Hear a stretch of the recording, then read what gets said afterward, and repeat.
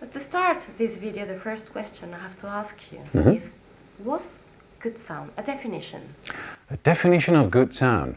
Well, if we're talking recorded sound or broadcasted sound, sound quality is good when what you get is a faithful enough representation of the original source. And by faithful enough, I mean something that will provide the full spectrum of what the original input was in a broad enough range of frequencies.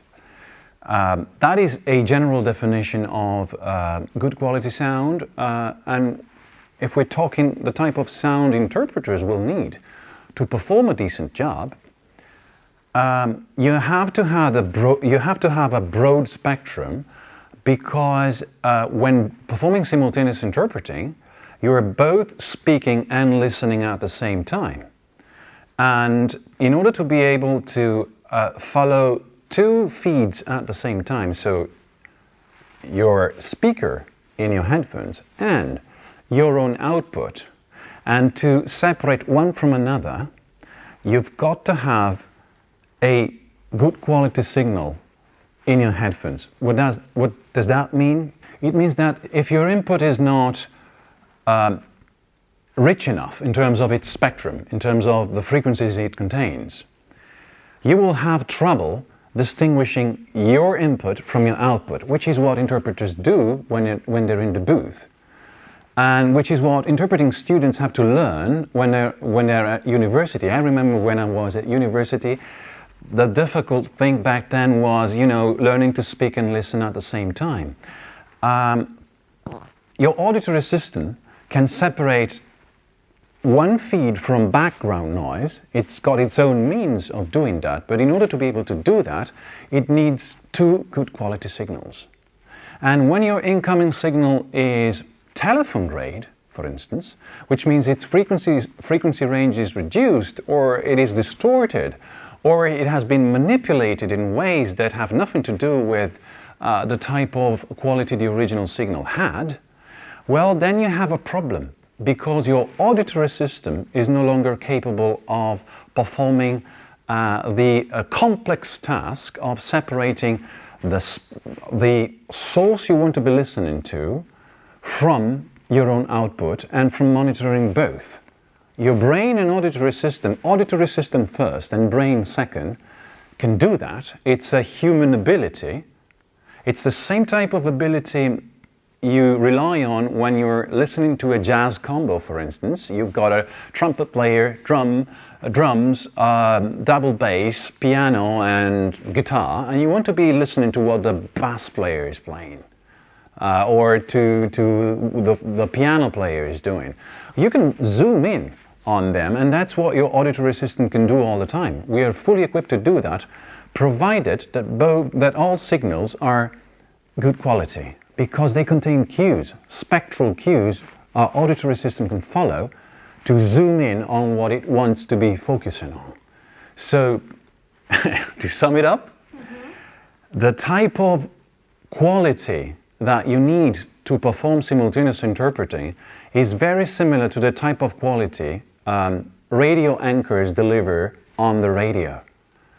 The moment it goes WhatsApp quality or Skype quality or basic Zoom quality, internet quality, well, your ability to perform simultaneous interpreting is completely hampered, because you are struggling your auditory system first and then your cognitive system, because auditory system comes first, your sensory first, and your cognitive system second, will struggle to separate one from the other. And that's where an interpreter dies in the booth, basically. Bad sound. Because of bad sound. Okay. And then, can you remove background noise and have a good sound? Background noise removal is very on trend.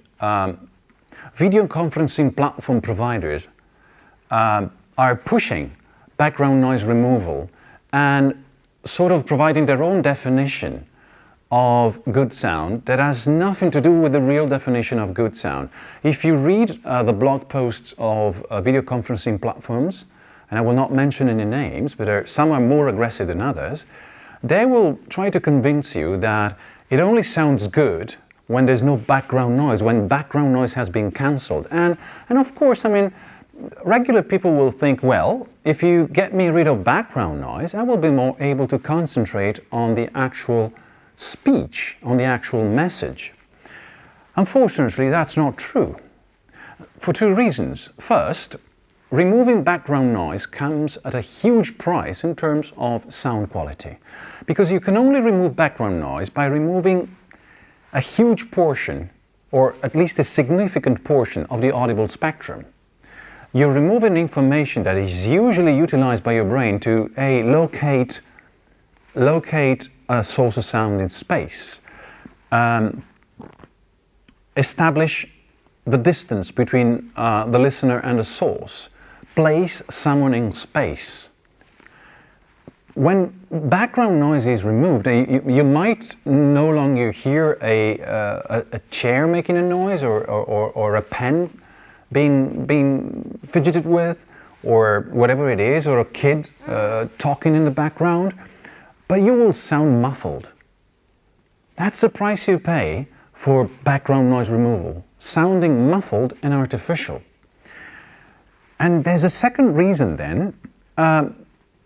Remember what I said earlier on, you need a rich signal, one that is very similar in terms of its spectral profile to natural voice, to natural sound, to be able to separate what you want to be listening to from background noise yourself. I mean, your brain and auditory system can do that. You don't need an algorithm to do it for you. When you have a processed signal, one that has been processed to remove background noise, it will be shorn of background noise, or most of it, because part of it will still be in there, and it will be more annoying than the original background noise because it gets compressed dynamically and artifacts appear. But anyway, when you receive a noise filtered signal, that signal will struggle to compete with the background noise you have on your end. You can observe this when you get in a Zoom call or a WhatsApp call, for instance, and you're sitting in a silent room, and suddenly an ambulance drives by down the road, and you hear the ambulance sound. At that time, you will struggle to hear what the other person is saying on Zoom, on WebEx, on WhatsApp, because of that signal being noise filtered. Remember what I was saying earlier on? When you filter noise out, you are removing parts of the spectrum that your auditory system usually needs to separate one part of the signal from the background noise. So when you have a noise filtered signal, it will not compete with the background noise you have in your own environment. So I mean, it will no longer have the background noise the speaker has in their environment, but you will struggle to listen to it if you have background noise on your end. So it's a zero-sum game. It's not worth it. You're still paying a price in terms of sound quality, a huge price. And that price, I mean, if we're talking corporate communication, one of the reasons why people hate it to follow webinars and tend to tune out of internet meetings is sound quality. They don't know it, but I mean, listening to that type of sound is very annoying for your nervous system. So that's one of the chief reasons why people tune out of webinars. It's got no real benefit, and you're paying a price. Why are we following this trend? It's very on trend. Oh, background noise, that's what makes sound bad. So good quality sound, according to video conferencing platforms, is noise filtered sound. It's good quality when you no longer hear background noise. That's a very wrong definition. It's a definition of convenience. And it is only used... Why convenience? Well, because that type of model only works if you want people to participate in webinars or internet meetings from open spaces where everybody else is having a conversation. It's a call center situation. Okay. Think of NASA, for instance. When you follow a new rocket launch on NASA, they're all sitting in the same room, all wearing a headset with a boom microphone, and they all sound like, we're on the telephone, we have liftoff, and they're all speaking one next to each other. And that's the reason why they sound like that. They sound like they're on the phone, right? That's because there's heavy filtering, not because NASA doesn't have better microphones. But you struggle to listen what they're telling you. I mean, there's a voice commenting the launch operations, and you have to use sort of, what's this woman saying? Because of the quality that you will get out of those systems. And internet meetings, webinars are not different when you have algorithms filtering out background noise. Even if there's no background noise there, they're proactively leaving out significant portions of the audible spectrum based on the very false assumptions that you don't need that to understand speech. Well, maybe you don't need that to understand speech in a completely silent environment where experiments are made, but as soon as you have competing noise, which is usually the case in everyday life. I mean, when you go to a restaurant, we had a coffee before we started filming this interview, right? We were in a bar. We had a conversation. There were many people talking in that bar. Did you struggle to hear what I was telling you? And there were probably around 78 to 80 dB of background noise in that bar. That's what usually happens. Yes. And your auditory system can filter out what it needs by relying on the information available. If the signal is complex enough and redundant enough, if the signal is redundant, your auditory system can do what it needs to do. If you deprive the signal of redundancy, of so-called redundant frequencies, the ones you don't actually need to be able to understand speech, so let's get rid of them. No, let's not get rid of them.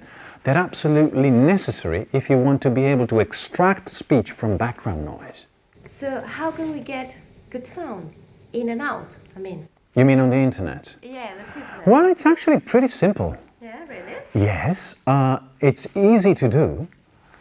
When you're in Zoom, if you spend about 1.5 minutes configuring your Zoom client, you need a Zoom client, and you need to use a computer, not an iPad, not a smartphone. You can configure it to broadcast in hi-fi quality, which means it will not manipulate the input in any way. If you do that and use a decent tabletop podcasting microphone, like the one you recommended. Like the one I recommended you, but I mean, they start. I mean, you can buy one for €35. True. I mean, even can I mention a brand? If you want. Yeah, but it's a brand I would not recommend. But if your budget is short, Amazon Basics. I mean, you don't even know who the manufacturer is. Okay. I think the last one I saw was €32. Oh, that's good. I mean, you keep it in front of you, 30 centimeters away from your mouth. It doesn't show on camera. And those sound particularly well. Okay. If you use one of those on Zoom or WebEx configured in music mode, for instance, you will sound like on the radio. You can sound like on the radio when you're using the internet. Bad sound has nothing to do with connectivity. It's not because of the internet. It's because of how the equipment and the platforms are configured. Okay. And if you want to avoid bad sound, what you have to stay away from is built-in computer or iPad microphones. Avoid like the plague. microphone arrays in your fancy new corporate web conferencing room. They're selling like bread. They're being pushed by manufacturers, and they sound horrible. Okay. Manufacturers promise miracles, but they sound horrible. And what you also have to avoid like the plague are USB headsets with boom microphones. Yes, you told me that. Absolutely. Those are one of the causes for bad sound. Those are not a solution. What's bad for interpreters and participants in meetings if they get bad sound? What happens? Well, let me start from participants. People who are exposed to internet sound, so to say, which means robotic, artificial, metallic, sort of, a bit aggressive, muffled, they tend not to perceive, on a subconscious level, they tend not to perceive the speaker as real, as a real person. So, if you're making a bad sound because of the equipment you're using or the way the platform is configured, people will not really listen. They will hear your message, but they will not want to listen. They will, on a subconscious level, they will be wishing your speech were over as soon as possible. That's what happens on a very subconscious level, but it's there. That's one of the reasons people tune out of internet meetings. For interpreters, that's more complex because the amount of effort your sensory system, which means your auditory system first, and then your cognitive system have to make in order to be able to interpret when the signal is heavily manipulated, is huge. And we have seen what type of damage that causes to interpreters. I am not surprised, unfortunately, I'm not surprised to hear so many colleagues being hurt and developing nasty, disabling auditory problems like hyperacusis and heavy tinnitus and hearing loss because of the type of exposure they have been subject to. So bad sound will make it more difficult for you to deliver quality interpreting because you will have trouble separating your speaker from your own output, and you will start sounding like an interpreting student. Okay? So on a professional level, the quality of your delivery and the added value you are providing to your clients will decline heavily. Heavily. On a personal level, your health is jeopardized, big time. I mean, I'm getting messages and calls from colleagues who are very poorly, very poorly. I've seen people having to leave the profession because of this. Yeah. Not just one or two. I have seen people cry in the booth because of the situation they find themselves in. They struggle to keep on working. They have to go on working, but they can no longer make it. And they see themselves facing with the prospect of having to leave the profession and at the same time having trouble to switch to something different because of the type of disability they are acquiring. So two huge problems here. Future trends in conference interpretation. What do you think is going to happen? That's a very difficult one. I mean, if remote interpreting were working fine, it would simply cause demand to grow and create new opportunities for employment for interpreters. But it's not working fine. Not because it cannot, but because of the way it is usually organized and deployed. And the average quality provided by human interpreters when sound is substandard, which means all the time when it comes from the internet, is much lower than it should be. At the same time, machine translation and machine interpreters are making huge progress.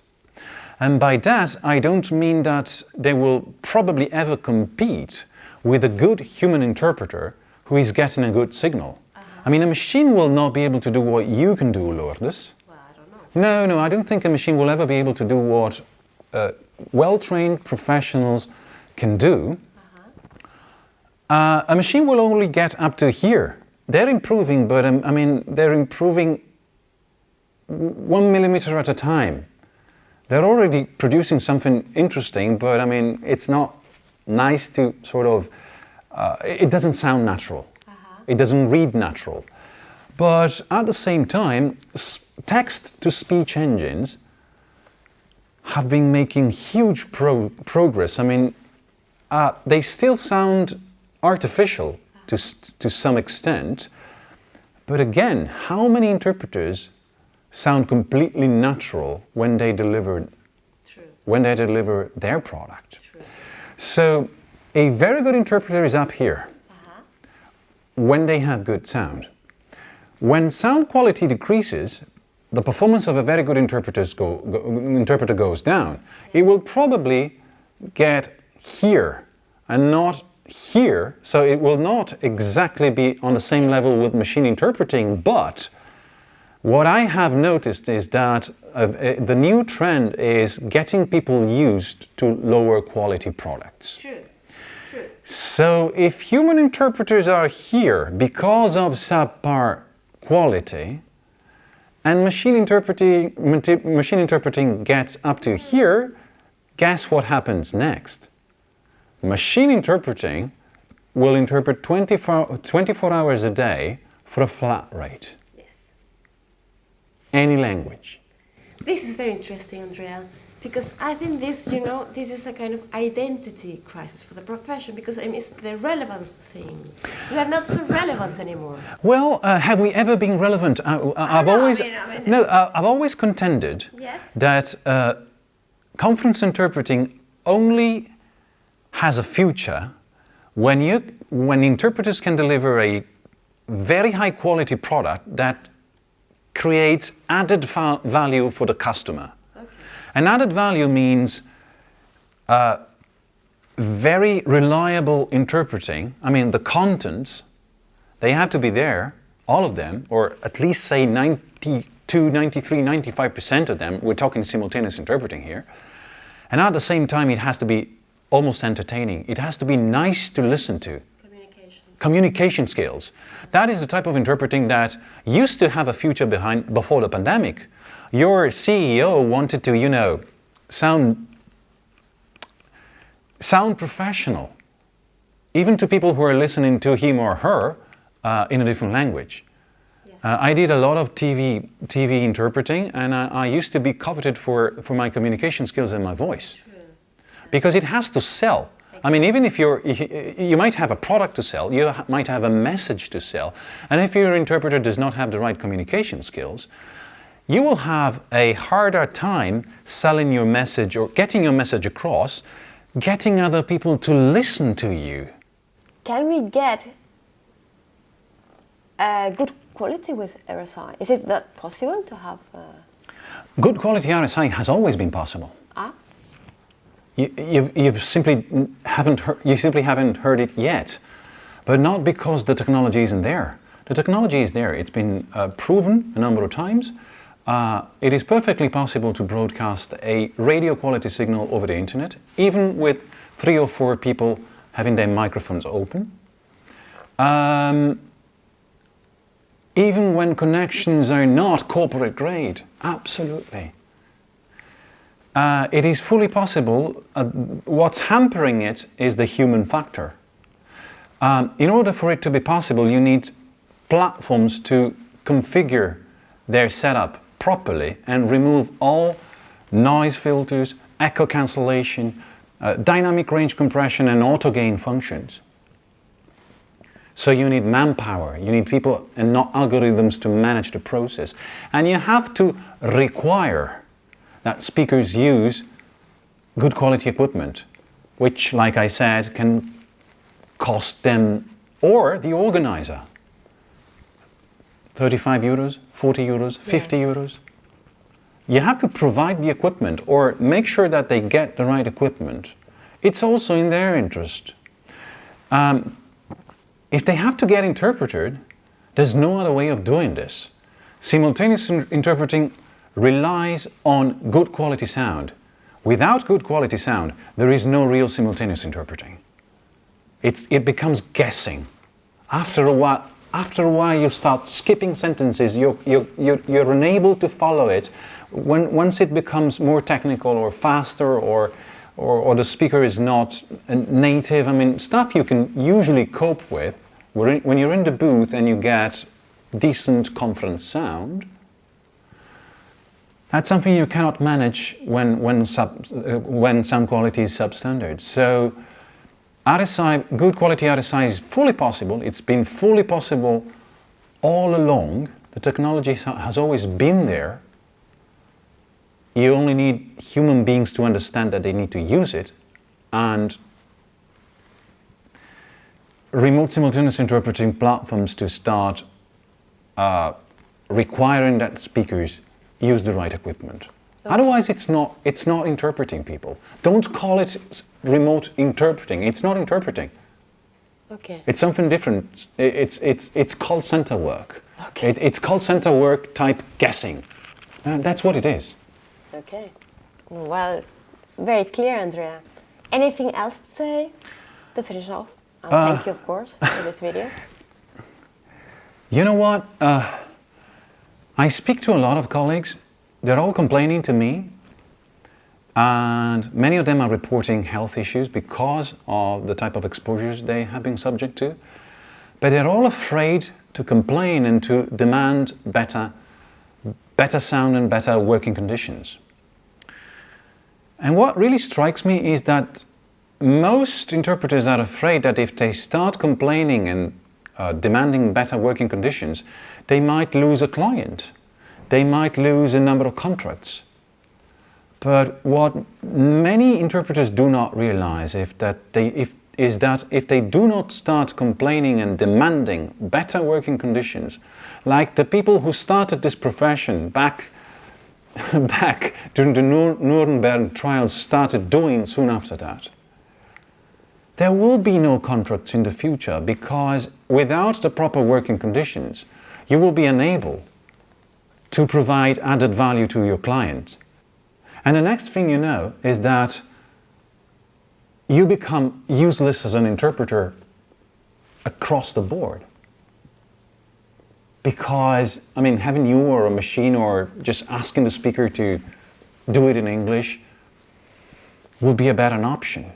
You can only retain your jobs if you provide real added value. Okay, clear. Thank you very much, Andrea. Thank you. Thank you.